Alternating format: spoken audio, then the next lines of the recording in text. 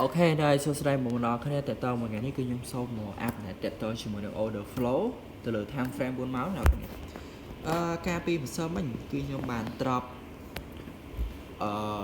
order flow 4ម៉ោងហ្នឹងនៅក្នុង group channel ឬក៏ group VIP របស់ខ្ញុំដូចគ្នាគឺខ្ញុំបានឲ្យអ្នកគ្នារក confirm ក្នុងការទិញលើកឡើងនៅ PI មួយនេះចឹងណាគឺ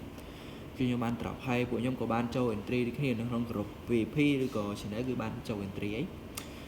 ហើយតើតើមួយ scenario គឺខ្ញុំចង់ update ថា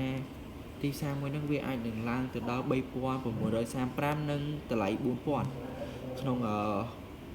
ឆ្នាំហ្នឹងណាខ្ញុំខ្ញុំអត់ដឹងថាវាអាចនឹងឡើងដល់ពេលណាតែខ្ញុំគិតថាក្នុងឆ្នាំហ្នឹងក្នុងការទីផ្សារនឹងវាឡើងហើយតើតើមួយការដែលខ្ញុំបាន drop គឺខ្ញុំបាន drop ក្នុងគ្រប់ channel ដូចគ្នាអ្នកគ្នាតើមួយគ្រប់ channel គឺខ្ញុំបាន drop អ្នកអ្នកគ្នាអានេះស្រាប់គ្រប់ VIP ស្រាប់គ្រប់ VIP គឺខ្ញុំបាន drop អ្នកគ្នាគឺខ្ញុំបាន drop នឹងការពីម្សិលមិញហើយយ៉ាងនេះពេលដែលខ្ញុំបានទិញលើកឡើងគឺខ្ញុំបានប្រាប់អ្នកគ្នាឲ្យចូល bullish connection ក្នុង order flow ហើយតែនេះតើមួយការ entry គឺខ្ញុំបាន entry ឡតខ្សែទូដែរទេអ្នកគ្នាគឺយើងកុំ trade ឡតខ្សែធំពេកដោយសារតែទីផ្សារវាដើរវាតួលេខធំដែរ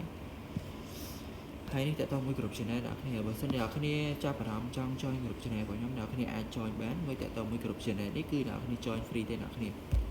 ហើយតើតើមួយ link join អ្នកគ្នាអាចមើលទៅក្នុង profile YouTube ឬក៏ក្នុង TikTok ក៏មានដែរតើតើមួយ channel សម្រាប់ខ្ញុំគឺមានតែប៉ុណ្្នឹងទេអ្នកគ្នាអរគុណច្រើនសម្រាប់ការតាមដាន